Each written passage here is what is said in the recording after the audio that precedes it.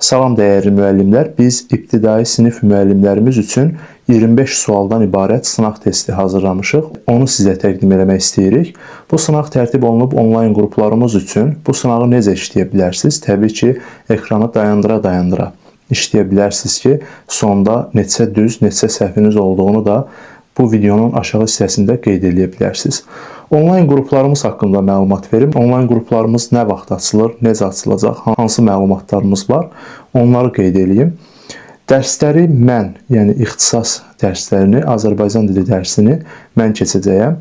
Aylıq ödəniş 20 manatdır. Dərslərdə nələr tədris olunur və necə tədris olunur? Test toplusu başdan sona hamısı izah olunur. Sonra hər bir mövzunun peşəkar şəkildə izahı verilir. Sonra testlər verilir. Həmin testlərdə də həmin testlərin də izahları sizlərə təqdim olunur. Test toplusundan əlavə bir test vəsaiti var ki, həmin testdən də biz müəyyən bir mövzuların, yəni bütün mövzuların yox, müəyyən bir mövzuların izahını həmin testlərdən veririk. Həmin testlər sırf nəzərdə tutulub ibtidai sinif müəllimləri üçün, yəni ibtidai sinif müəllimlərinin çərçivə sənədinə, proqramına uyğun test vəsaitidir. Həmin test vəsaitindən müəyyən bir mövzulardan, bəlli bir mövzulardan testlər verilir və onların hər birinin də izahı verilmiş olur. Daha sonra sizin həftəlik və aylıq əldə etdiyiniz bilikləri yoxlamaq məqsədi ilə həftəlik və aylıq sınaq imtahanları təşkil olunur. Hər bir sınağın da izahı sizə verilmiş olur. Bu belə. Yəni təxminən qəbula qədər bütün testləri yığsaz 8-10 min test işləyib imtahana getmiş olursunuz. Onunla da gedib 25 dənə testi yazmamaq, yəni doğru olmaz. Yəni siz həmin çətin testləri, asan testləri işləyib gedib 25 test tapşırığını yazmayıb imtahandan gəlsəz, yəni bu doğru bir şey olmaz. Başlayaq testlərimizə. Testlərimizə başlamazdan əvvəl burada saytı sizə göstərmək istəyirəm. Fikir verin, sınaq imtahanı həmin bu sayt vasitəsilə həyata keçirilir. Burada imtahan haqqında məlumatlar verilibdir. İmtahanın müddəti və istənilən vaxt başlaması, qurulub nə vaxt o qeyd olunubdur. Həftənin oxuyanları siyahısı var, hansı ki bu siyahını siz, baxın qeyd olunub, yalnız ictimai nəticələr əsasında. Bu nə deməkdir? Yəni, siz əgər öz nəticənizi açıq qoyursunuzsa, onda həmin nəticə gəlib həftənin oxuyanları siyahısına düşə bilər. Təbii ki, həmin nəticəni gizlədə də bilərsiniz, yalnız özünüz də görə bilərsiniz. Amma aktivləşdirsəz, həftənin oxuyanları siyahısına uyğundursa, o zaman gəlib düşə bilər. Təbii ki, burada 2 nəticə verilibdir. Bu nəticələr, belə deyək də, yəni başqa bir şəxslər işləməyibdir. Bu sadəcə həftə ərzində olan nəticədir.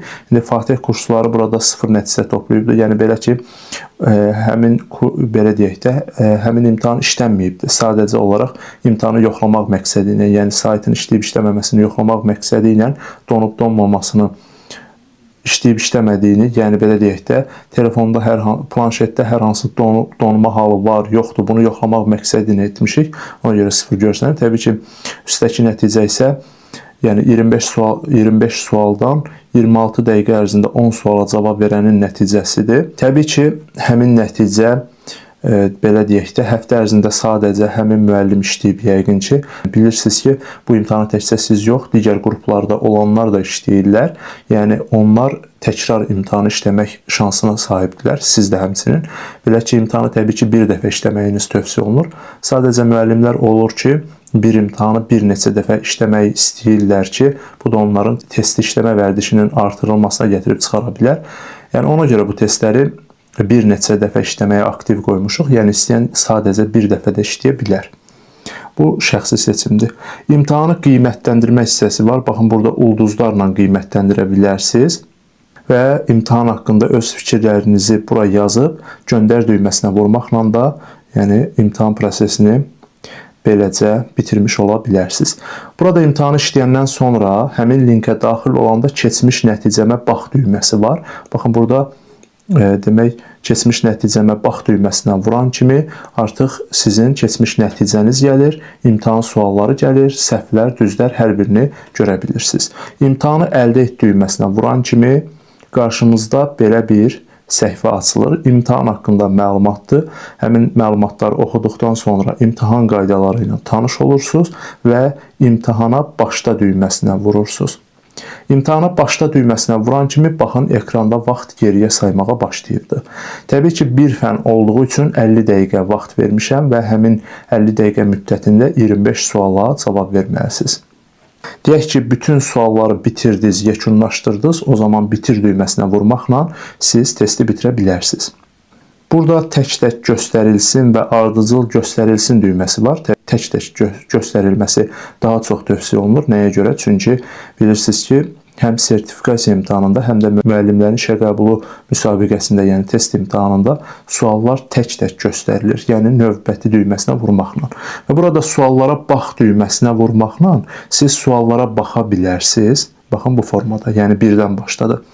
Və eyni zamanda burada indi vaxtın üzərinə vurub yenə qayıdıram imtahana və burada suallardan birini də üzərinə vurmaqla siz imtahana başlaya bilərsiniz. Yəni sualları görə bilərsiniz. Gəlin başlayaq birinci sualda. Birinci sualda bizdən nə istəyir? Sözlərdən birinin tələffüz şəkli düzgün verilməyibdir. Düzgün verilməsin. A, Ə sait hərf birləşmələri yanaşı gələndə, yəni heç bir fərq baş vermirdi. Belə ki, yəni fərqli məqam baş vermirdi. Fərqli məqam nədir? Yəni biz qeyd etmişdik ki, A, Ə sait hərf birləşmələri yanaşı gələndə, yəni müxtəlif cinsli sait hərf birləşmələri yanaşı gələndə həmin sözlərin tələffüzündə heç bir fərq baş vermir.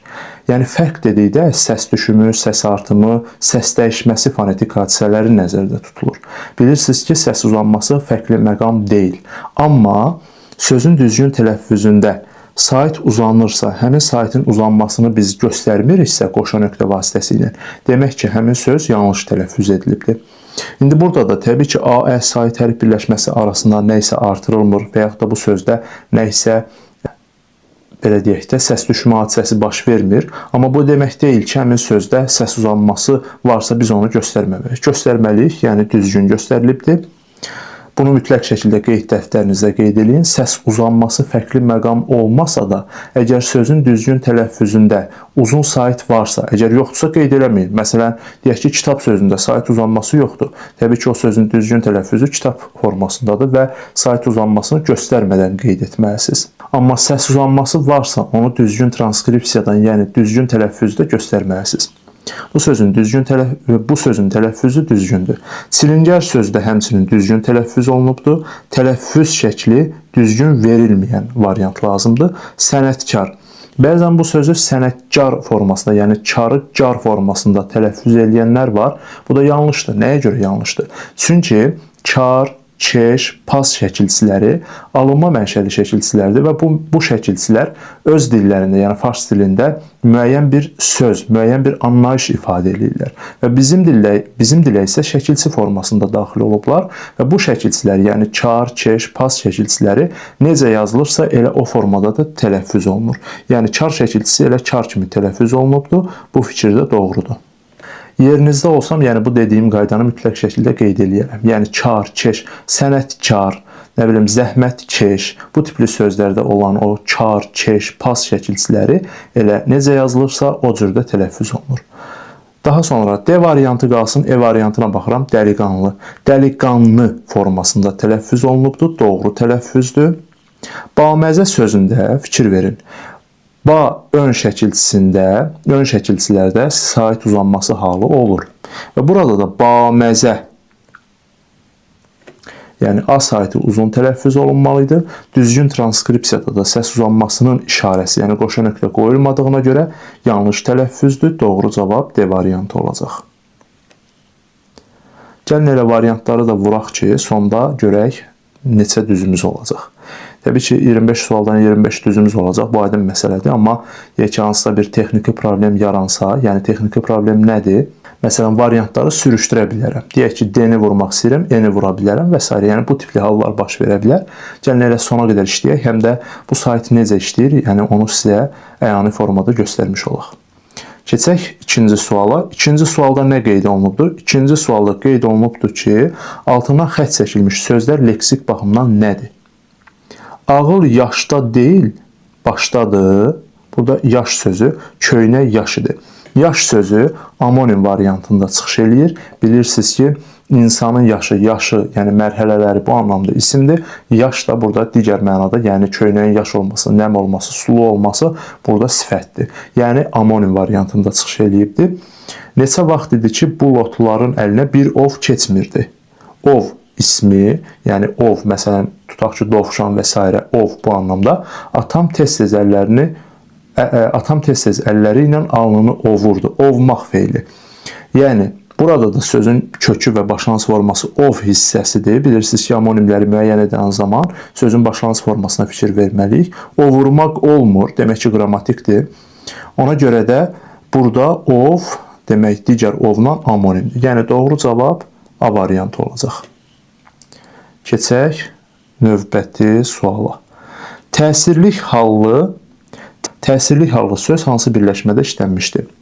Həyati roman. Əgər bu variantı seçibsinizsə, yanlışlıq eləyibsiz. Nəyə görə? İ burada leksik şəkilçidir, yəni sifət yaradır. Həyati roman, necə roman, hansı roman? Yəni sifətin suallarına cavab verir. Demək ki, bu variantı mən götürə bilmərəm. Və təsirlik halın sualı var. Nəyi? Həyati roman nəyi deyə bilmirik ki, kimi deyə bilmirik ki, demək ki, A variantında olan sözdə olan i təsirlik hal şəkilçisi deyil. Zehni əmək, həmçinin burada da i leksik şəkilçidir. Zehni əmək nəyi deyə bilmirəm ki, düzdürmü? Zehni əmək, hansı əmək? Demək ki, sifətin sualına cavab verir. Acınohurun gölü, yəni birinci tərəf qeyri-müəyyən yiyəlik hal, İkinci tərəf isə ü, mənsubiyyət şəkilçisi. Yəni, qeyri-müəyyən yiyəlik hal özündən sonra gələndə mənsubiyyətdir. Demək, burada olan təsirlik hal şəkilçisi yox, mənsubiyyətdir. Öz gölü, Acınohurun öz gölü, onun gölü deyə bilirəmsə, demək ki, ü orada mənsubiyyət şəkilçisidir. Vətənin azadlığı, birinci tərəf yiyəlik hal, müəyyən yiyəlik hal, ikinci tərəf isə I mənsubiyyət şəkilçisidir. Demək ki, yəni yiyəlik hallı söz özündən sonra mənsubiyyət şəkilçili söz tələb eləyir və mənsubiyyət şəkilçili söz də özündən əvvəl yiyəlik hallı söz tələb etdiyinə görə, demək ki, burada olan I təsirlik hal şəkilçisi yox, mənsubiyyət şəkilçisidir.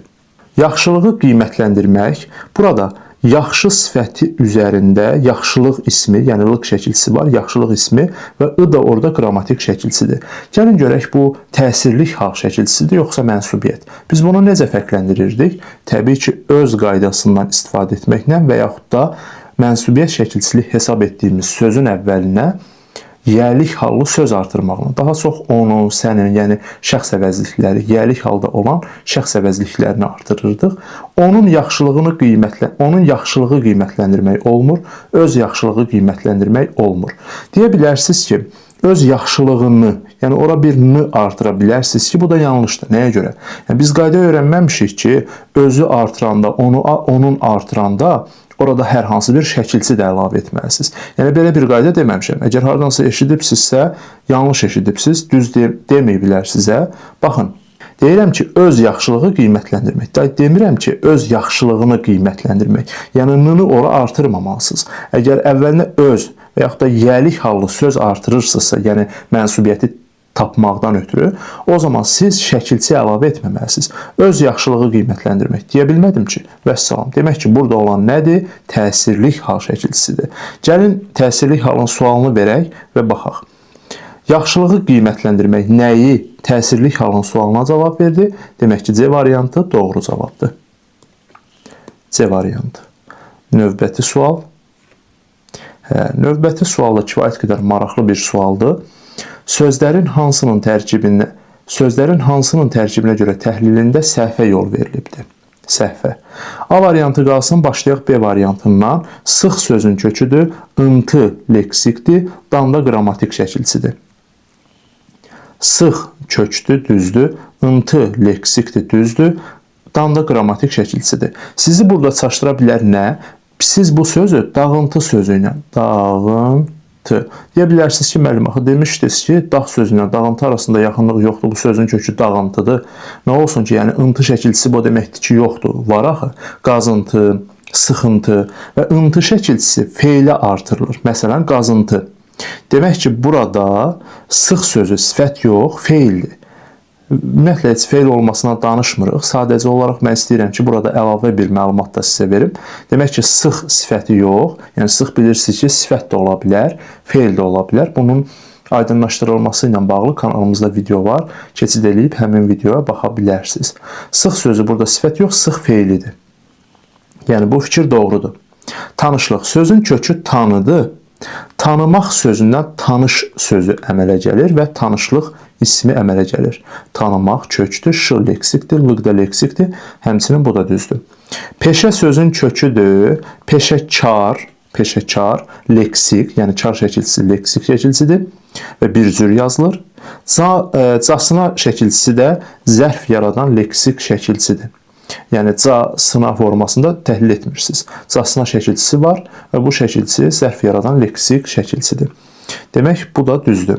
Alıcı sözün kökü almaq feilidir. Almaqdan alıcı yaranıbdır. Kök leksik doğrudur. Suvaqçılıqdan sözündə sözün kökü sudur qeyd olunub. Vaq leksik.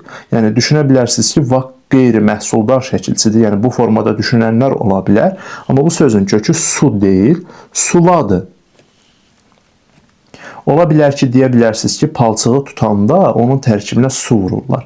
Yəni bu cür məna bağlılığı quranlar yanlışlıq eləyirlər. Sözün kökü suvadır. Suvadan suvaq yarandı. Suvaqdan suvaqçı. Dilimizdə yəni çılıq şəkilçisi də var, çı şəkilçisi də var. İndi deyə bilərsiniz ki, biz burada çılıq götürək, yoxsa çı. Yəni suvaqçı sözü dilimizdə varsa, demək ki, artıq o şəkilçini parçalamağa ehtiyac yoxdur. Əgər desəydi ki, düşmənçilik, bu sözün kökü düşməndir, aydın məsələdir, düşmən. Düşmənçi sözü var dilimizdə, yoxdur ki, demək ki, çi leksik olmayacaq. Çünki leksik şəkilçi sözün mənasını yaradır, yeni mənalı söz yaradır. Düşmənçi sözü olmadığına görə, demək ki, çilik leksikdir, düşmənçilik. Yəni, çilik orada leksik şəkilçidir. Demək, burada da çı, yəni suvaqçı sözü dilimizdə var, demək parçalayırıq, lıq leksikdir, dan da qrammatikdir. Yəni, bu formada olmalıydı.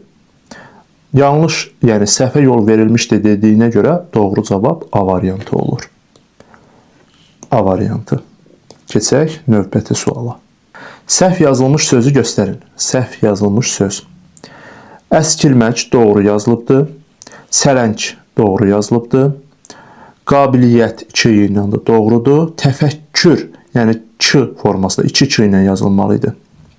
Təfəkkür və yaxud da təşəkkür 2 ç ilə yazılır. Yəni c olmur ikincisi, bu yanlışdır. Doğru cavab D variantıdır.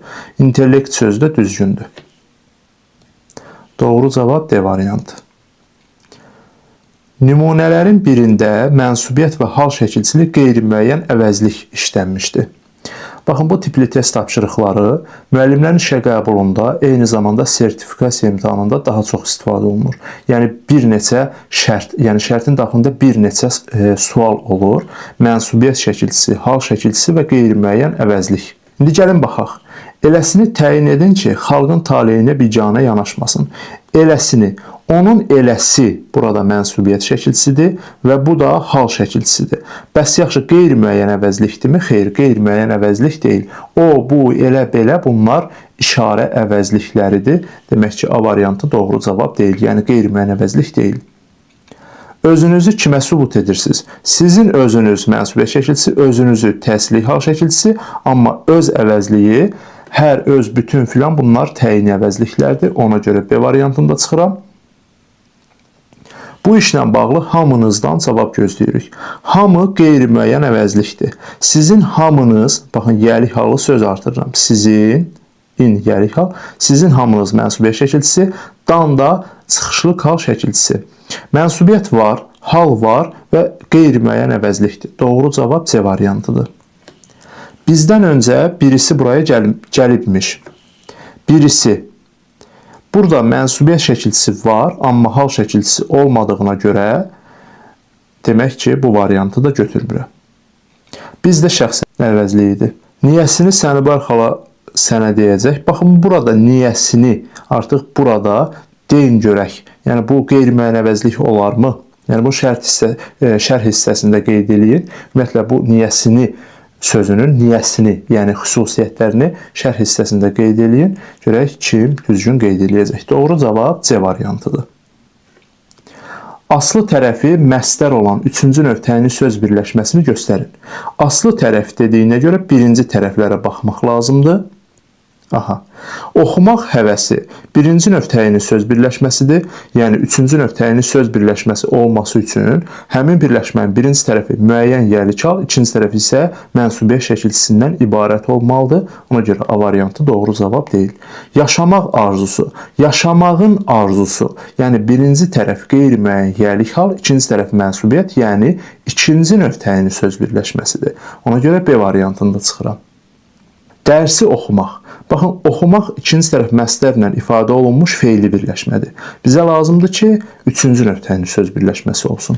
D variantında oxumağın dəyəri aslı tərəf məstərlə ifadə olunub və ın yerlik hal şəkilçisidir. Oxumağın dəyəri mənsubiyyət şəkilçisidir. Birinci tərəf yerlik hal, ikinci tərəf mənsubiyyət və məstər şəkilçisi var. Demək ki, doğru cavab elə D variantıdır. Yəni üçüncü növ təyinli söz birləşməsinin aslı tərəfi məstərlə ifadə olunubdur.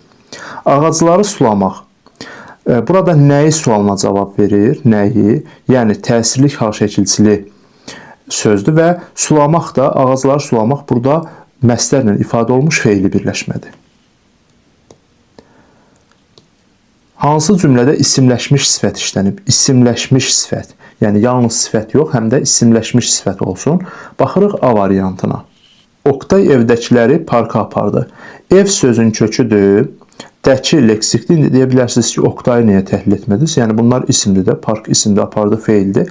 Evdəki sifətdir. Dakıdakı sifət yaradan həmişə sifət yaradır. Həmişə hansı sualına cavab verir və həmişə də da-ki formasında parçalanmır. Birlikdə leksik götürülür. Lər qrammatik şəkilçi, idə qrammatik şəkilçidir. Oktay evdəki insanları, yəni orada var, yəni insan ismini itirib, evdəkilər sözündən sonra insan ismi itibdir və ona məxsus qrammatik şəkilçilər, qrammatik göstəricilər sifətin üzərinə gəlibdir. Hardan bilirik? Sözün kökü və başlanğıc, yəni sözün kökü ev ismidir, başlanğıc forması evdəki sifətidir və sözün hansı nitq hissəsini bilmək istəyiriksə, o sözün başlanğıc formasına baxırıq. Başlanğıc forması sifətdir. Qrammatik şəkilçi nitq hissəsini dəyişə bilmir. Dəyişə bilmirsə nə eləyir? Təbii ki, isimləşdirir. İsimləşsə belə, yenə də sifət olaraq qalır. Doğru cavab A variantıdır. Gecikənlər. Burada feili sifət isimləşibdir. Feili sifət. Ona görə ən şəkilçisi vardı orada. Ən feili sifətin şəkilçisidir. Və burada gecikən nə edən feilin sualına cavab verir. Bizə lazımdır isimləşmiş sifət olsun. Yəni sifət lazımdır, feili sifət yox. Və cəm şəkilçisi, hal şəkilçisi qəbul eləyibdir və bu feili sifətdir. Bizə lazımdır ki, sifət isimləşsin. Həyatın mənası yalnız sevgidir. Burada sevgi sözünü ola bilər ki, düşünəsiz. Sevgi də burada nədir? İsim. Yəni isimləşmiş sifət deyil. Ucaboylu əskərlər. Ucaboylu sözü mürəkkəb sifətdir və bu mürəkkəb sifət, yəni uca sözü və boy sözündən boylu sözü sadə və düzəltmə sözün birləşməsindən yaranmış mürəkkəb sifətdir və özündən sonra gələn isim yerindədir. Əskərlər. Düzdürmü? Və cəm şəkilçisi də ismin üzərindədir. Demək ki, isimləşmə yoxdur. Yəni ucaboylu sözü, ucaboylu əskərlər, hansı əskərlər sifətin də sualına cavab verir. Əgər sifət isimləşərsə, sifətin sualına yox, ismin sualına cavab verməlidir. Burada da həmin qayda pozulubdur. Səhər açılır, aləm nura qərq olur. Burada da sifət yoxdur. Keçək 9 nömrəli test tapşırığına. İttihamnamə sözünün fonetik təhlilindəki səhvi müəyyən edin. Əgər fonetik təhlil deyirsə, verilmiş söz düzgün yazılışdır, yəni orfoqrafik məqamdır. Həmin sözün düzgün tələffüzünü mütləq şəkildə qeyd etmək lazımdır. İttihamnamə. A saytı uzandı.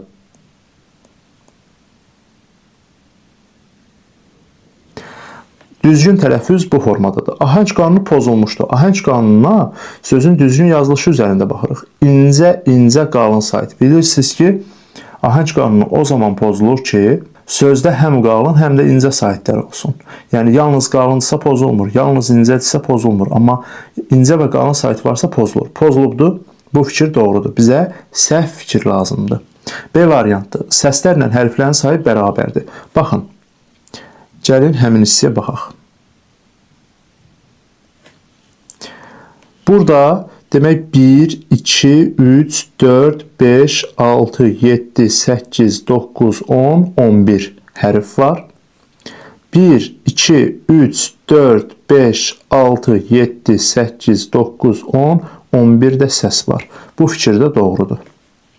Vurğusu 5-ci hecəyə düşür. Vurğunu tapmaq üçün biz mütləq şəkildə nəyə fikir verməliyik? Sözün düzgün yazılışına. İttihamnamə demirik ki, ittihamnamə, ittihamnamə, ittihamnamə, ittihamnamə vurğu düşdü sona. 1, 2, 3, 4, 5-ci saytın üzərində, yəni 5-ci hecadadır. Bu variantı da çıxırıq, yəni bizə səhv fikir lazımdır. Sözdə qoşa t samitindən istifadə olunubdur. Biz bu sözün düzgün tələffüzünü namə formasında qeyd etdik. Düzdürmü? Bu sözdə qoşa t samiti yoxdur. Deyə bilərsiniz ki, sözün düzgün yazılışında var. Əgər samitləri axtarıramsa, sözün düzgün tələffüzünə baxmalıyam. Demişdik ki, kar və cingiltili samitləri müəyyən edən zaman, eyni zamanda saitlərin növlərini müəyyən edən zaman sözün düzgün tələffüzünə baxmaq lazımdır. Sözün düzgün tələffüzündə də t-dı var, t-tı yoxdur. Yəni qoşa t samitindən istifadə olunmayıbdır. Yanlış cavab D variantı olacaq. Sözdə uzun tələffüzü olunan sait var, bəli bir sait var, o da A saitidir. Adətən qeyd edirlər ki, sonu namə, yəni sonluğu ilə bitənlər də 2 uzun sait olur. Məsələn, şəhadətnamə, yəni bu formada. Amma bu demək deyil ki, həmişə namə sonluğu ilə bitənlərdə 2 sait uzanmalıdır. Baxın, burada 1 sait uzanıbdır. Demək ki, bu tipli qaydanı da, yəni bunu da mütləq şəkildə qeyd dəftərinizə qeyd edin. Sonra keçək növbəti testimizə. Leksik mənası düzgün verilməyib deyir. Gəlin baxaq. Deyəsən mən variantı seçmədim. Gəlin variantı seçək. Variant D idi. Baxın, izah eləyirəm deyə fikrim qalıb izahda. Doğru cavab D variantıdır. D variantıdır və digər demək testimizdə doğru cavab A variantı idi. Digərində oxumağın dəyəri idi. Daha sonra digərində vurmuşuq və bunlarda da vurulubdur. İndi qaldığımız yerdən davam eləyək. Baxın, burada pəncərə işarəsi var. Həmin o pəncərəyə vurmaqla görə bilərsiniz ki, yəni neçə sualı işləyibsiz, neçə sual qalıb. Eyni ilə müəllimlərin işə qəbulunda və sertifikasiya imtahanında olduğu kimi. Qaydaq suala, qaydaq daha doğrusu testimizə 10 nömrəli test tapşırığı. Hansı sözün leksik mənası düzgün verilməyib? Leksik mənası düzgün verilməyən variant lazımdır, düzdürmü? Və burada da ianə sözü verilib. Bir xeyri iş üçün, ehtiyacı olan üçün toplanılan pul maddi yardım. Bu fikir doğrudur. Variant, bir şeyin başqa bir şəkildə tərtibi və işlənməsidir. Bu da doğrudur. Təvəzzökar qürrələnməyən, lovğalıqdan uzaq olan deməkdir. Bu fikir də doğrudur.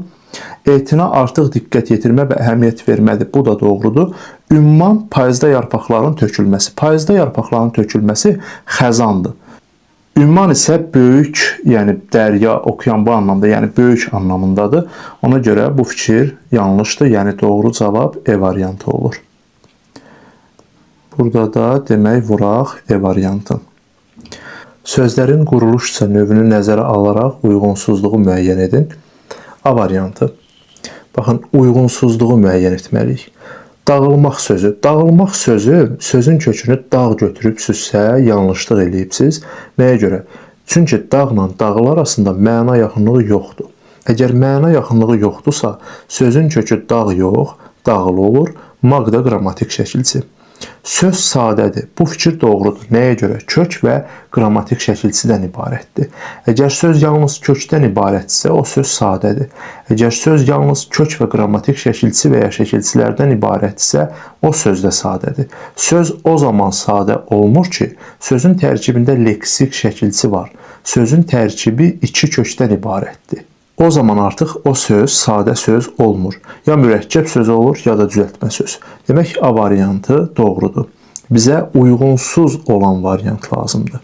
Qaldırmaq sözü. Sözün kökünü qal götürə bilməzsiniz. Yəni, qalıb qaldırmırsınız. Sözün kökü qaldırdı, maq da qrammatik şəkilçidir. Söz sadədir, çünki kök və qrammatik şəkilçidən ibarətdir. Başlamaq. Sözün kökü başdır. Müəllim, sözün kökü baş olarmı? Bəli, olar. Yəni bir şeyin başı, əvvəli bu anlamda. Yəni əvvəldən başlayırıq da, düzdürmü? Baş, başlamaqda qrammatik şəkilçi. Leksik şəkilçi varsa o söz düzəltmədir. Yəni bu o demək deyil ki, sözün tərkibində leksik şəkilçi olanda o söz düzəltmə olur. Yəni mürəkkəb sözün tərkibində, yəni iki kök varsa və ona leksik şəkilçi qoşulubsa bu söz düzəltmə yox, mürəkkəb söz olur. Yəni mürəkkəb sözə nə qədər leksik şəkilçi qoşulsa da o söz mürəkkəb söz olaraq qalır. Burada isə leksik şəkilçi var, bir kökdən ibarətdir. Düzəltmədir, bu fikir doğrudur. Yağmur. Sözün kökü yağmaq feilidir. Yəni yağ, ərzaq və yaxud da məsələn günə baxan yağı bu anlamda deyil. Yağmaq feilidir. Yağmaq feilindən yağmur ismi əmələ gəlibdir. Düzəltmədir, çünki leksik şəkilçi var. Bu fikir də doğrudur. Qırıntılardır. Bu sözün kökü qırmaq feilidir. Müəllim, axı dağıntı sözü var idi. Yəni yenə də deyirəm, sarsıntı sözü var idi. Yəni nə olsun ki, dilimizdə qırmaq feili də var da, düzdürmü? Qır ismi yox, qırmaq feilidir. Nəyə görə? Çünki biz nəyisə qırıntı əmələ gələ bilərsə, o qırmaqdan, yəni qırandan sonra qırıntı əmələ gələ bilər. Qırmaq feilindən qırıntı ismi, lar qrammatik, qır da qrammatik şəkilçi. Qeyd olunub ki, sadədir. Təbii ki, qrammatik şəkilçilər var, amma bu sözdə leksik şəkilçi də var axı. Yəni sözün kökü qırıntı olsaydı, o zaman qrammatik şəkilçiləri də nəzərə almaqla sözü sadə götürə bilərdik.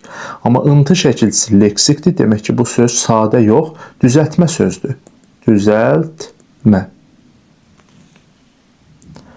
Sonra keçirik 12-ci suala. Hönkürtü sözünün antonimi hansı sözdür? Sözün antonimi, yəni əks mənası nəzərdə tutulur. Hönkürtü sözünün əks mənası qəhqəhədir. Hönkürtü nə deməkdir? Hönkürüb ağlayarkən çıxardığımız səs hönkürtüdür. Qəhqəhə isə çox gülmək, şiddətlə gülmək bu anlamdadır və onun antonimi olur A variantı.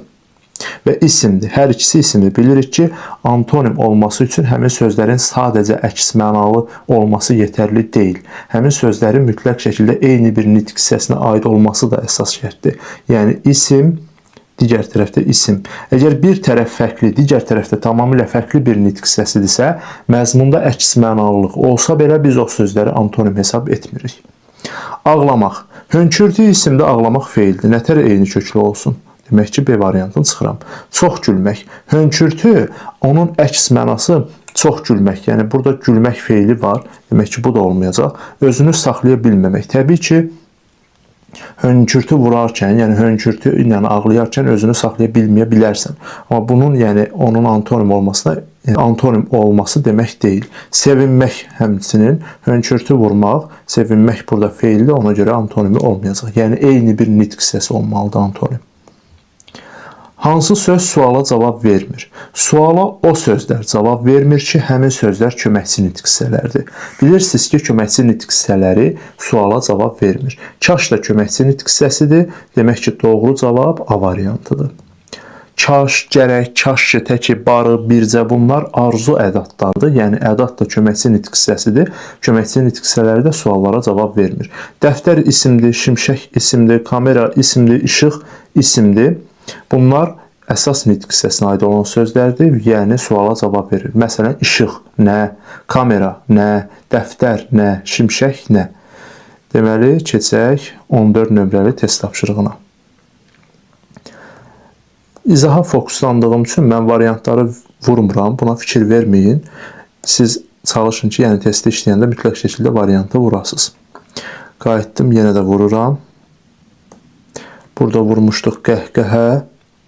Burada vurmuşduq demək kaş. Burada da 14. Hansı amonim müxtəlif nitq hissəsinə aid deyil? Hansı amonim müxtəlif nitq hissəsinə aid deyil? Göy sözü. Yəni yuxarı, fəza bu anlamda göy. Digər məna tayı isə yəni göy rəng bu anlamda.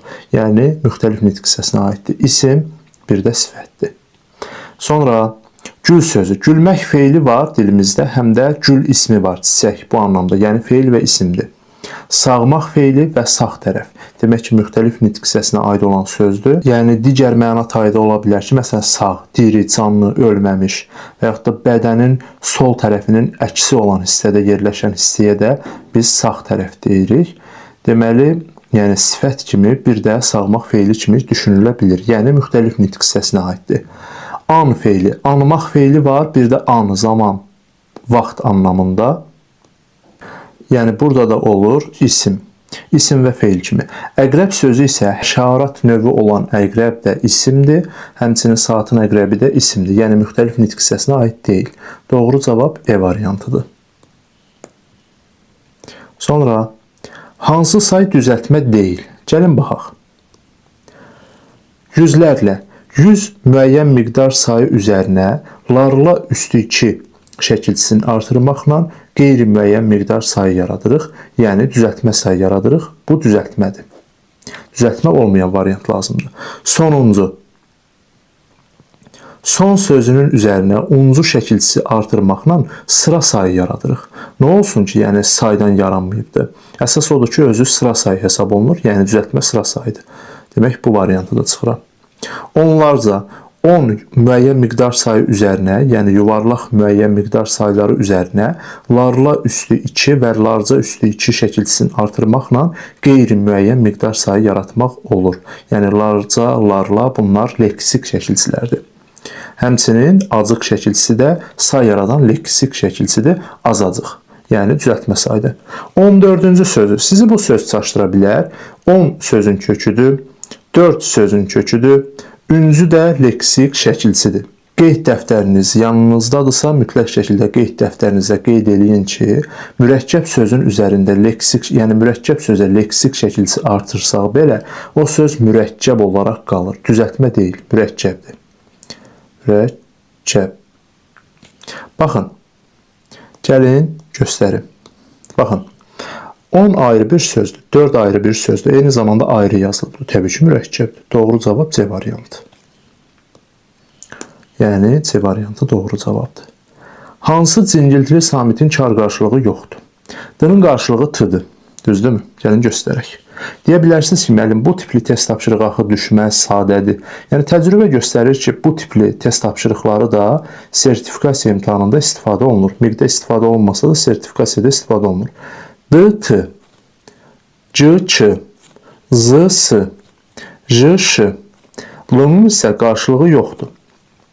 Cingiltili samitlərdən L, M, N və R samitlərinin qarşılığı yoxdur. Kar samitdən isə H-nın qarşılığı yoxdur. Doğru cavab E variantıdır. Daha sonra 17. Hansı cərgədəki bütün ifadələr bir-biri ilə eyni köklüdür? Eyni köklüdür. Demək, daş sözün köküdür, daşla, leksik. Daş sözün köküdür, lıq, leksik. Daş sözün köküdür, l, leksik şəkilçisidir. Bilirsiniz ki, daş sözü iki mənada düşünülə bilər. Daşımaq feili, bir də daş ismi, yəni yerdə olan daş. Bir şəxsi daşlayanda nə edirsiniz? Daşı götürürsünüz. Yəni daş ismi, sözün kökü isimdir. Daşlıqda da sözün kökü isimdir. Yəni daşlıq ərazi isim, daşımaq feili deyil. Daşlıda da sözün kökü isimdir. Düzdürmü? Eyni köklü sözlərin şərtində deyilir ki, burada bizə lazımdır eyni köklü söz olmasın. Eyni köklü sözün şərtində deyilir ki, eyni köklü sözlər kökləri eyni mənanı verən düzəltmə sözlər olsun. Yəni sözlərin kökləri eyni mənanı verir, daş ismidir. Kökləri eyni bir nitq hissəsinə aid olsun deyir. Kökləri də eyni nitq hissəsidir. Söz düzəltmə olsun, sözlər düzəltmə olsun deyir. Sözlər də düzəltmədir. Demək ki, eyni köklüdürlər. Sonra baxırıq C variantına. Sözün kökü qaz deyil. Yəni qazla qazanc arasında yaxınlıq yoxdur. Sözün kökü qazandır. C leksik. Sözün kökü yenə də qazandır. Yəni qazanc ismi, sonra da qazan sözün köküdür. Qazandırmaq. Daha sonra qazan sözün köküdür. Qazanc ismi, qazanclı sifəti. Sözün kökü qazan nə idi? Qazan feilidir. Sözün kökü qazan feilidir. Yəni qazanmaq. Var qazan, yəni yeməkləri, xörəkləri hazırlamaq üçün istifadə olunan qazan. Bir də var ki, qazanmaq feili. Burada qazanmaq feilidir. Yəni bir şeyi biz qazanla qazanmırıq ki, qazanmaqla qazanırıq. Yəni sözün kökü qazan feilidir. Feil. Burada da feil.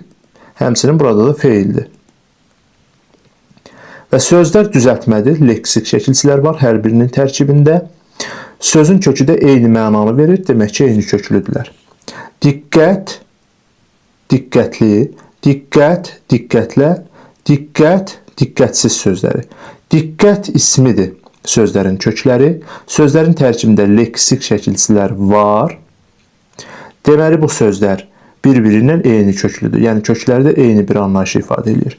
Atılmaq. Sözün kökü atmaq feilidir. Atılmaq, maqda qrammatik. Atmaq sözü, yəni at ismi yox ha. Hansı ki, at ilxısı və s. bu atdan söhbət getmir. Atmaqdan söhbət gedir. Yəni, o atla bunu necə ata bilərsən ki, atıla bilərsən ki. Atmaqdan atışmaq, maqda qrammatik. Atmaq, atdırmaq, maqda qrammatik. Sözün kökü atmaq feilidir. Yəni, sözlərin kökləri atmaq feilidir və sözlər özləri düzəltmə sözlərdir və kökləri eyni bir mənanı verir, demək ki, eyni köklüdürlər. Üzləmək. Üz ismindən üzləmək yaranıbdır. Hardan bilirəm? Lə şəkilçisi adlara qoşulur. Düzdürmü? Və burada da üzmək feili yox, üz ismidir. Sözün kökü isimdir. Çox gözəl. Üzsüz sözün kökü yenə də isimdir, yəni üz ismindən söhbət gedir. Üz sözü bilirsiniz ki, iki mənada düşünülə bilər. Üzmək feili, bir də üz sifət bu anlamda. Nəyinsə üzü. Və üzgün sözü. Üzməkdən üzgün yaranır da, düzdürmü? İnsanın üzündən üzgün necə yaransın ki? Yəni, üzmək feilindən, sözün kökü feildir, üzgün sifəti yaranıbdır. Bunlar bir-birindən eyni köklü olsa da, baxın, bu söz, yəni üzgün sözü digərləri ilə eyni köklü deyil. Birinci, ona görə ki, kökləri fərqli bir nitq hissələridir. Yəni, bunlar bir-birinə eyni köklüdür, amma bu söz yox. Kökləri fərqli mənanı verir. Birində üzmək, yəni üzülmək, üzmək bu anlamda, digər tərəfdən, digər mənası isə demək, üz, yəni nəyinsə üzü bu anlamdadır. Tərkibləndə leksik şəkilçisi olsa da digər şərtlərə uyğun gəlmədiyinə görə doğru cavab olur B variantı. Dəqiqə.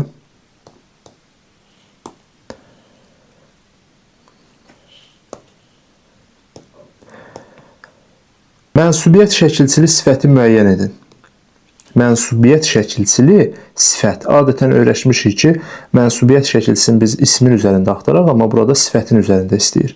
Cavandır, şəxs xəbərli şəkilçisidir. Cavan sifəti olsa da, üzərində olan mənsubiyyət yox, şəxs xəbərli şəkilçisidir. Yorğunluq isimdir, sonuncu şəkilçisi sifətdir. Yormaq feilindən yorğun və luqda leksik. Söz özü sifət deyil, isimdir. Yorğunluq isim. Yorğun sifətindən yorğunluq ismi yaranıbdır. Sarılar. Sarı sifətindən, yəni sarı sifəti cəm şəkilçisi qəbul edibdir. Oba ismi mənsubiyyət qəbul edibdir, amma isimdir də, yəni oba ismindən söhbət gedir. Yaxşı sifətdir. İşin yaxşısı. İşin, yiyəlik halı söz. Yaxşısı mənsubiyyət. Yaxşı sifəti, yaxşısı mənsubiyyət şəkilçisidir. Yəni sifətin üzərində mənsubiyyət şəkilçisi var. Doğru cavab C variantıdır. C. Fərqləndirilmiş sözlərdən biri isim deyil. Gəlin baxaq. Qızıl, buz, pambıq, dəmir, qızılı sözləridir. Baxın, bizim dilimizdə bəzi isimlər var ki, rahatlıqla sifətləşə bilirlər. Hansı sözlərdir?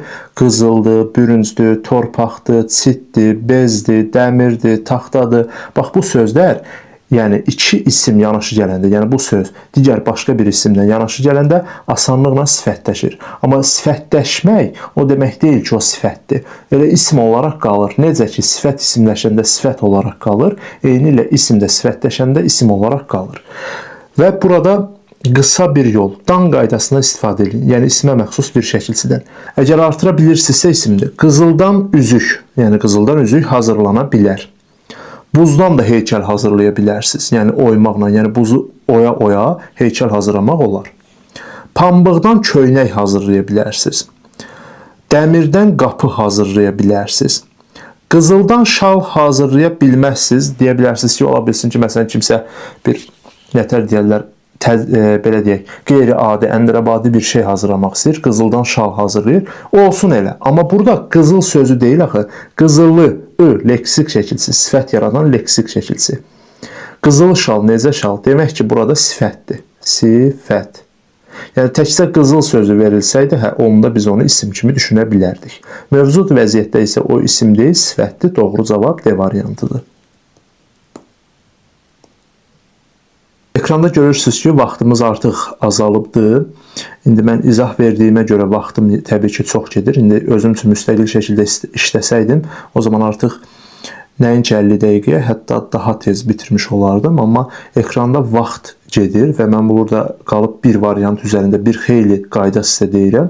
Ona görə vaxtı bitir düyməsinə vururam və yenidən başladıram. Biri mürəkkəb söz deyil, mürəkkəb söz deyil. İpək qurdu, ipək və qurd sözləri var. Əgər bir sözün tərkibində iki söz, yəni iki kök varsa, o söz mürəkkəbdir. Bunu çıxıram. Həlləm-qəlləm sözü, yəni biri ayrılıqda işlənə bilməyən sözün birləşməsindən yaranıbdır, defislə yazılır. Bu fikirdə, yəni bu sözdə mürəkkəb sözdür. Bağa və yarpağı sözlərinin birləşməsindən yaranıbdır, yəni iki söz var, demək ki, mürəkkəbdir. Qonaq və qara.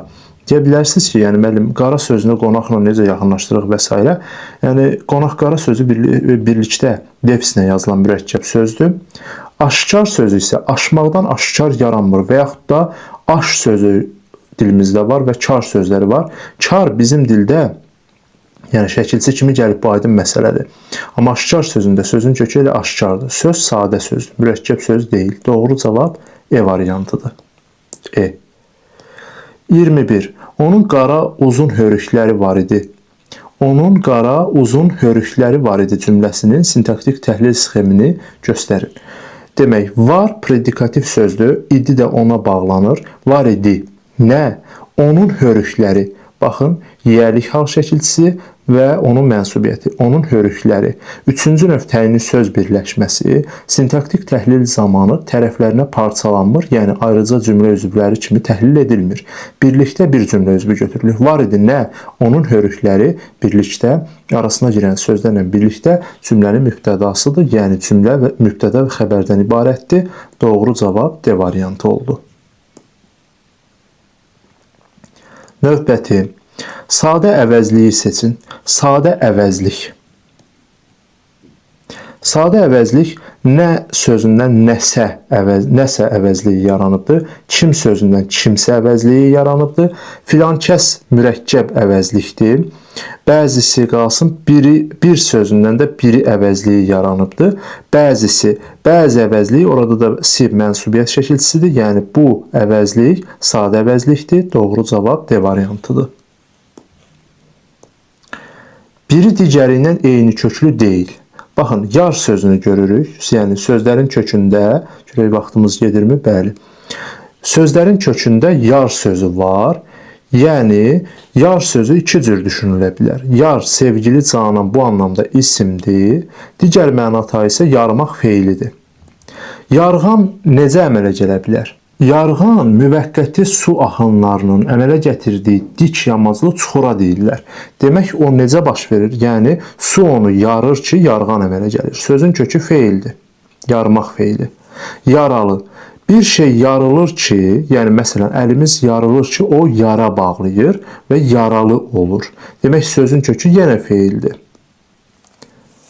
Ola bilər ki, yardan yaralı ola, yəni yardan yaralı kimi düşünəsiz. Yardan yaralının buraya heç bir adiyyəti yoxdur. Yəni yarmaqdan yara əmələ gəlir.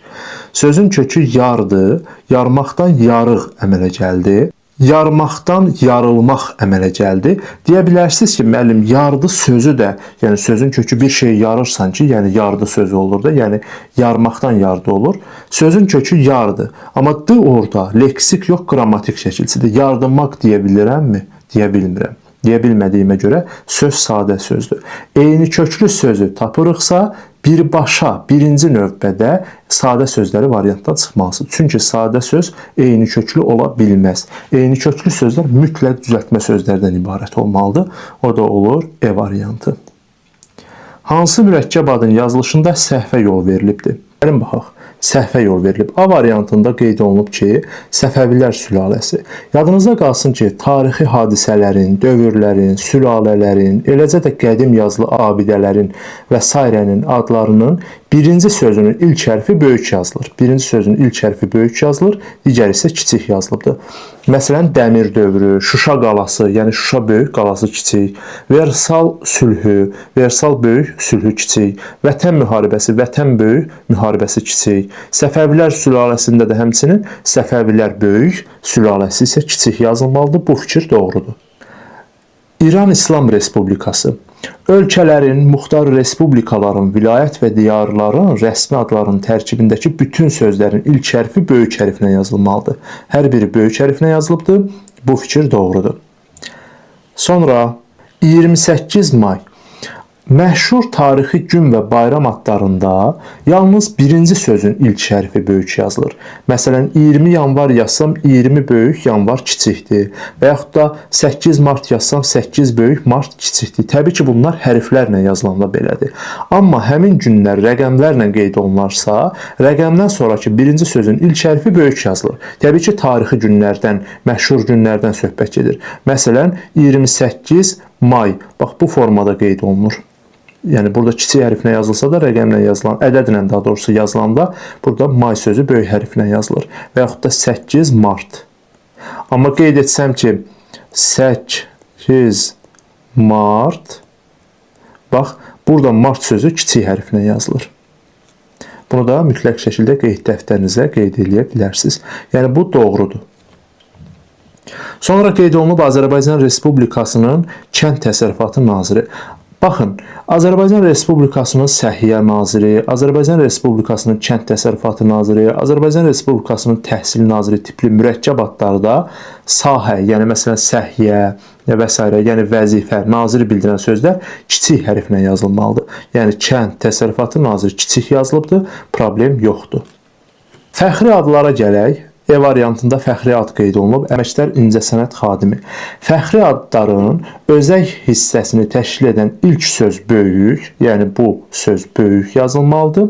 Sonrakı sözlərində ilk hərfləri kiçik yazılmalıdır. Yəni bunlar kiçik yazılmalıydı. İ və X kiçik yazılmalıydı. Yanlışlığa yol verilib, doğru cavab E variantıdır.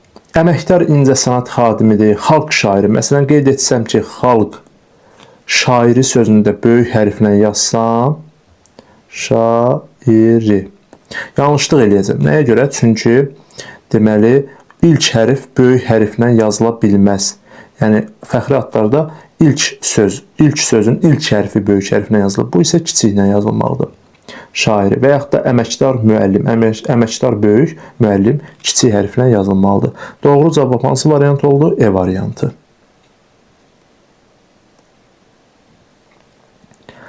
Davam eləyək. Bu variantı seçdik. Baxaq. Hansı sözün tələffüzü yanlışdır? Müdafiə. A saytı uzanıb. Problem yoxdur. Doğrudur.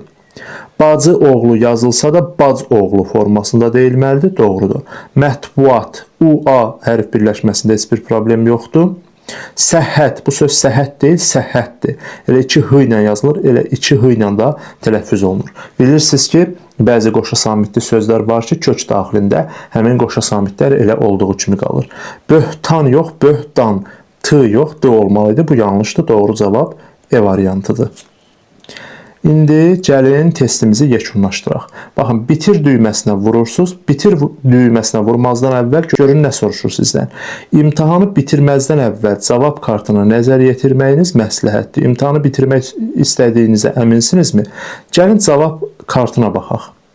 Kartda görürəm ki, baxın, 23-cü sualı seçmişəm, ya işarələməyibdir, ya da seçməmiş keçmişəm. Görürsünüz, boz rəngdə görünür. Həmin sualın üzərinə vurmaqla gəlib E variantını seçirəm və bir daha kartıma nəzər salıram. Görürəm ki, hər şey qaydasındadır. Bitir düyməsinə vururam və bitir düyməsinə vururuq. Nəticəmiz ekrana gəldi. Bax, indi burada fikir verin. Demək, sizin nəticəniz 25. Yəni 25 sualdan 25 sual düz yazmısınız. Ona görə də 25 bal gəlir. İmtahanın başlama vaxtı 8 avqust 15:36. Məndə vaxt belə oldu ki, yəni bir dəfə izaha görə bitdi və yenidən başlatdım. Bitirmə müddəti 11 dəqiqə. Təbii ki, 11 dəqiqə bitirmədik. Yəni bir dəfə 50 dəqiqəmiz getmişdi. Çünki izahdır bu. Yəni izah eləyəndə bir variant üzərində düşünmürsən.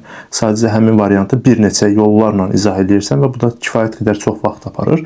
Hər halda siz imtahanı işləyəndə, yəni vaxtınız o qədər getmir. Yəni kiməsə izah etmirsiniz. Mən sizə izah etdiyimə görə mənim o qədər vaxtım getdi. Və imtahan vaxtı da burada qeyd olunubdur. Baxın, düzgün cavablar 25. Deyək ki, sizin hər hansı bir sualınız yanlış oldu.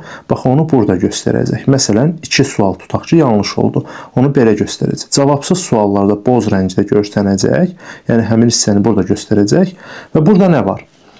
Siz deyək ki, həftənin oxuyanları siyahısına düşmək istəmirsiniz. Onda nə edirsiniz? Bax, burada ictimai düyməsi var. Bax, bunu digər tərəfə çəkirsiniz. Bax, bu istiqamətdə. Baxın, bu istiqamətdə çəkirsiniz və ictimai düyməsi qapanır. Və beləcə artıq nəticənizi yalnız özünüz görürsünüz. Deyək ki, indi siz burada istəyirsiniz ki, məsələn, tutaq ki, filan kəs qızı və yaxud da oğlu qeyd olunsun. Onda nə edirsiniz? Baxın, burada kopyala düyməsi var. Bu kopyala düyməsinə vuran kimi link kopyalanır. Həmin linki kopyalayandan sonra götürüb atırsınız WhatsApp-a. Həmin linki atırsınız WhatsApp-a və həmin o linkə bir dəfə daxil olanda görürsünüz ki, artıq ad soyadı atadır və eyni zamanda nəticəniz orada qeyd olunubdur. Yəni, şəxsi kabinetdə ola bilər ki, ad soyadınızı deyək ki, düzgün qeyd etməmişsinizsə, o başqa məsələ. Artıq orada ola bilər ki, ad soyadınız düzgün gəlməsin. Yəni, adətən email səhifəsinin adı ilə gəlir. Yəni, email səhifəsində adınız nədirsə, onu əsas götürməklə, yəni ad soyadı, adını verirlər. Çalışın ki, şəxsi kabinetə daxil olub həmin ad soyad hissəsini də düzəldəsiniz. Təbii ki, ödənişli qruplarımıza biz həmin videonu göndərmişik və mən orada izah etmişəm ki, şəxsi kabinetə daxil olub necə ad soyadı, ata adını düzəltmək olar. Ümumiyyətlə, tənzimləmələr bölməsi haqqında məlumat vermişəm. Yəni, bu imtahanları işləmək üçün hər bir müəllim üçün, hər bir müdavim üçün şəxsi kabinet yaradılır. Həmin şəxsi kabinetdə artıq bütün imtahan nəticələriniz, yəni il boyu, ömür boyu nə qədər bu imtahanda iştirak edəcəksinizsə, həmin nəticələr həmin şəxsi kabinetə yığılır və nəticələr bölməsində saxlanılır. Və istənilən vaxt həmin nəticələr hissəsinə daxil olmaqla siz orada nəticələrinizi görə bilirsiniz. Kifayət qədər mükəmməl bir saytdır. Biz sınaq imtahanlarını bu sayt vasitəsilə təşkil edirik. Təbii ki, başqa bir sayt da var. Onun üzərindən də müəyyən sınaqlar təşkil olunur. Amma daha çox hallarda biz çalışırıq ki, bax, bu sayt vasitəsilə imtahanları təşkil edirik. Necə ki, sertifikasiya və MİQ imtahanında ekranda vaxt geriyə sayır. Eyni ilə bizim imtahanlarda da vaxt geriyə sayır. Bitir düyməsi var, bizdə də var. Bitir düyməsinə vurduqdan sonra nəticə hesablanıb dərhal ekrana gəlir. Bizdə də elədir. Baxın, hətta diaqramla təsvir olunubdur. Doğru 25 sual və 100% ilə qiymətləndirilibdir. Və düzgün səhv cavablar hər birini görə bilirsiniz. Və burada cavablara bax düyməsinə vuran kimi, baxın, indi həmin hissəyə daxil oluram. Əgər yanlış cavab veribsinizsə, yanlış cavabı göstərəcək və eyni zamanda doğru cavabı da əlavə olaraq göstərəcək. Deyək ki, siz orada cavabsız sual qoymusunuz, o zaman onu da göstərir. Baxın, indi fikir verin. Baxın. Bu hissədə görürsünüz ki, plus 1 yazılıbdır. Yəni, 1 bal verilib. Çünki bir sual 1 balla qiymətləndirilir sertifikasiya imtahanında. Yəni, 1 bal veribdir. Gəlin, məsələn, tutaq ki, 9-cu suala baxaq, görürük ki, 1 bal verib. Yəni, hər birinə 1 bal verib. Necə ki, imtahandan sonra siz ekranda bütün sualları və doğru cavablarını görüb belə fırladırsınız, bunda da elədir. Yəni, bütün suallar burada görsənir. Doğru və səhv cavabları ilə. Deyək ki, siz məsələn, burada A variantını qeyd edibsinizsə, o narıncı görsənir. Yəni, narıncı yanlış cavab deməkdir və burada yaşılı işarə eləyir ki, yəni əslində doğru cavab D variantı idi. Yəni, bu qədər mükəmməl bir saytdır. Bax belə. Belə dəyərli izləyicilər, yəqin ki, bu video sizlərə faydalı oldu. Video sizlərə faydalı oldusa, videonu bəyənməyi, rəy yazmağı və paylaşmağı unutmayın. Əgər siz bizim ödənişli dərs qruplarımıza və eyni zamanda sınaqlar qrupuna qoşulmaq istəyirsinizsə, ekranda göstərilən nömrə, yəni 055 623 1303 nömrəsinə WhatsApp-da yaza bilərsiniz. Həmin nömrəyə yazmaqla həm dərs qruplarımız haqqında ətraflı məlumat əldə edə, həm də qeydiyyatdan keçə bilərsiniz. Eyni zamanda bizə dəstək olmaq üçün kanalımıza abunə olmağı yaddan çıxarmayın. Nə qədər çox abunə sayı artarsa, biz də bir o qədər çox sizə dəstək olacağıq. Sağ olun, gələn videolarda görüşənə qədər.